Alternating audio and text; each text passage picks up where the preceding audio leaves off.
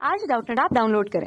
Doubtnut पर अपने सभी गणित, रसायन विज्ञान, भौतिक विज्ञान और जीव विज्ञान के डाउट्स का करो सफाया। बस प्रश्न की फोटो खींचो, एक ही प्रश्न को क्रॉप करो और तुरंत वीडियो सोल्यूशन पाओ।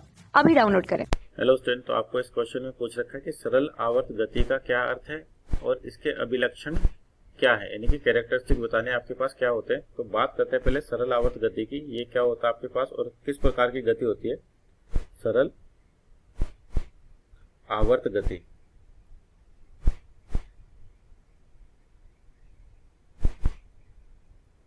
ठीक है, जिसको अपन कहते हैं सिंपल हार्मोनिक मोशन, है ना। तो सरल आवर्त गति में क्या होता है, कोई भी कण है अगर आपके पास, अगर वो दोलन कर रहा है तो वो क्या करेगा, उसकी एक स्थिति के सापेक्ष ही दोलन करेगा और उस स्थिति को अपन बोलते हैं माध्य स्थिति। माध्य स्थिति, ठीक है, या सिंपल कहे तो उसको मीन पोजीशन। यानी कि आपका जो भी कण दोलन कर रहा है, ठीक है, वो क्या करे, एक स्थिति फिक्स कर दिया, यानी कि एक बिंदु फिक्स कर दिया कि आपका जो दोलन होगा एक बिंदु के सापेक्ष होगा या एक स्थिति के सापेक्ष होगा। जैसे यहाँ पर मान लीजिए इसकी मीन पोजीशन है और आपका जो दोलन हो रहा है, ठीक है ना, कण अधिकतम आयाम पे जा रहा है, फिर वहां पे रुक रहा है ना, रुक के वापस अपनी माध्य स्थिति पे आ रहा है, फिर अधिकतम दोलन पे जा रहा है पर विपरीत दिशा में, और फिर वापस रुकेगा और अपनी माध्य स्थिति की ओर जाएगा। यानी कि हमेशा ही पार्टिकल आपके पास इस माध्य स्थिति के सापेक्ष क्या करेगा, दोलन करेगा, ठीक है ना। तो यानी कि इसकी परिभाषा में लिखे अपन कि आपके पास ये क्या होता है, दोलन गति, कि कण आपके पास या ऐसी गति जिसमें कण अपनी माध्य स्थिति के सापेक्ष, अपने माध्य स्थिति के सापेक्ष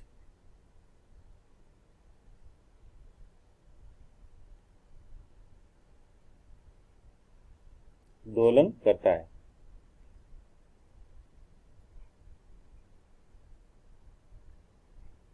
ठीक है, इसको क्या बोलते हैं अपन, सरल आवर्त गति कहते हैं। तो इसको एक एग्जांपल से समझे आपके पास सरल आवर्त गति के, कि आपके पास जैसे सपोज करिए कि आपके पास एक स्प्रिंग मास सिस्टम दे रखा है ना, ये हो गया आपके पास स्प्रिंग और यहाँ पर एक मास रखा हुआ है m, ठीक। अब आपके पास जिस क्षैतिज तल में ये रखे हुए हैं, मान लीजिए कैसा आपके पास घर्षण रहित तल है, ठीक है ना, ये आपके पास क्या घर्षण रहित तल है, ठीक।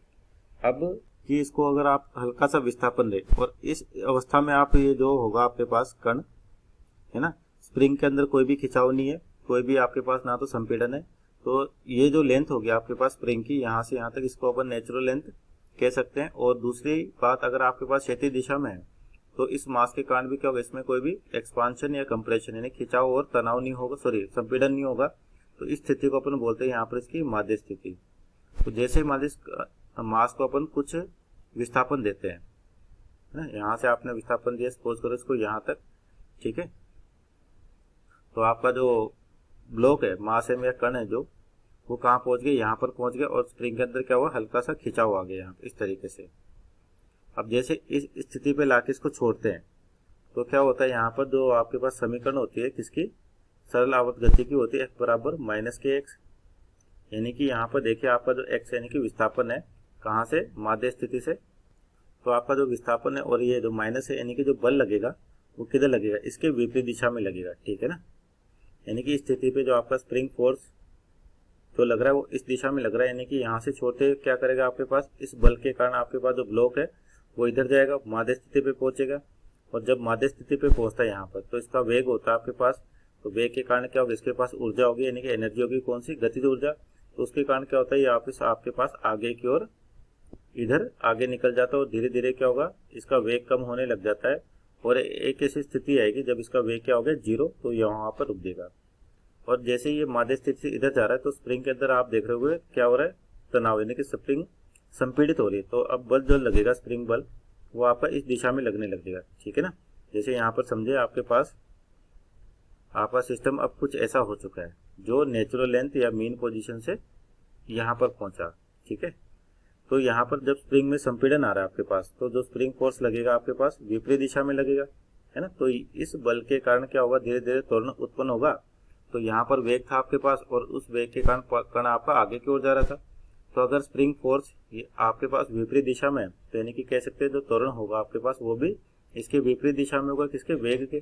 तो धीरे धीरे वेग में कमी आएगी और एक स्थिति पे जाके इसका वेग 0 हो जाएगा, यानी कि वो रुक गया वहां पर। अब वापस क्या होगा, इस बल के कारण आपके पास ब्लॉक वापस अपनी माध्य स्थिति की ओर जाएगा, ठीक है ना। फिर वही प्रोसेस रिपीट होगा, एनर्जी कण आगे निकलेगा, तो इस प्रकार से दोलन करता रहता है।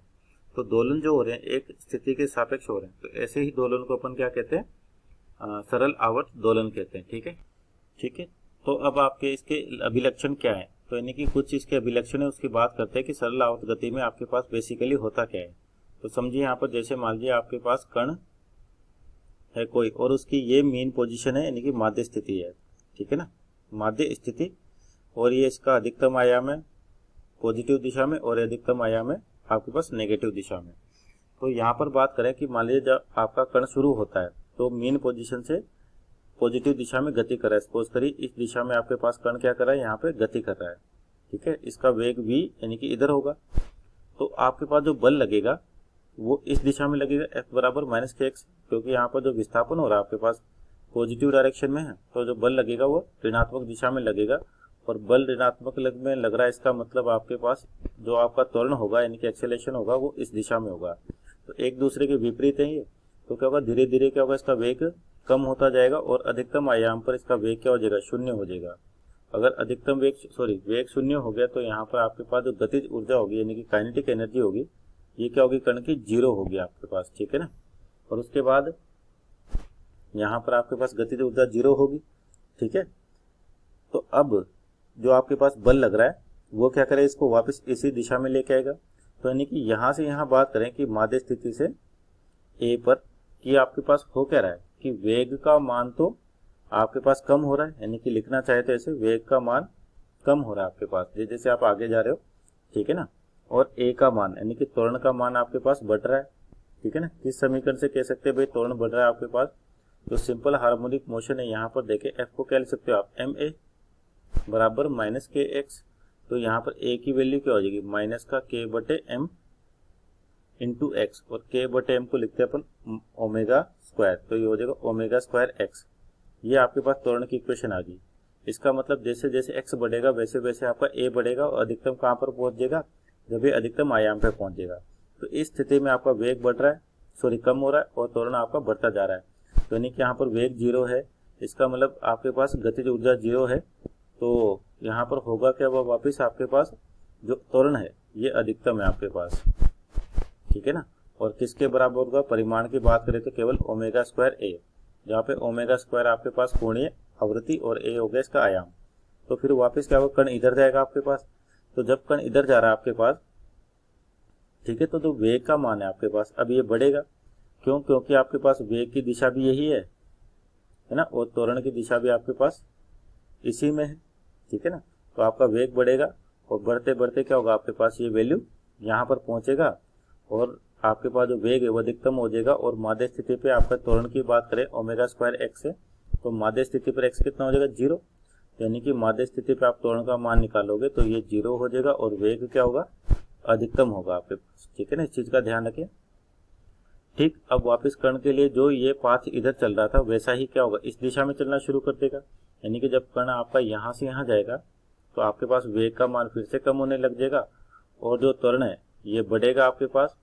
वेग की दिशा इधर है आपके पास और त्वरण की दिशा इधर होगी, ठीक है ना। यानी कि वापस वेग यहाँ पे 0 आ गया, इसका मतलब यहाँ पर जो गतिज ऊर्जा है काइनेटिक एनर्जी ये 0 हो जाएगी, ठीक है ना। और इस स्थिति पर और इस स्थिति पर आपके पास जो खिंचाव है वो अधिकतम है, तो यानी कि यहाँ पर जो स्थैतिक ऊर्जा है यानी कि पोटेंशियल एनर्जी ये अधिकतम होगी आपके पास, ठीक है ना। गतिज ऊर्जा कितनी, 0, उसी प्रकार यहाँ से गतिज ऊर्जा 0 है, तो यहाँ पे भी आप स्थैतिक ऊर्जा यानी कि पोटेंशियल एनर्जी इसका मान क्या हो जाएगा, मैक्सिमम होगा। तो इस तरह से आपके पास हर पॉइंट पर या एक बिंदु से दूसरे बिंदु के बीच में आपके पास वेग की वैल्यू बढ़ती या घटती किस दिशा में होता है, तो सारी चीजें अपन बता सकते हैं। Okay, thank you.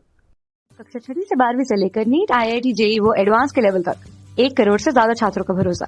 आज ही डाउनलोड करें डाउटनेट ऐप या व्हाट्सएप करें अपने सारे डाउट्स 8400 400 400 पर।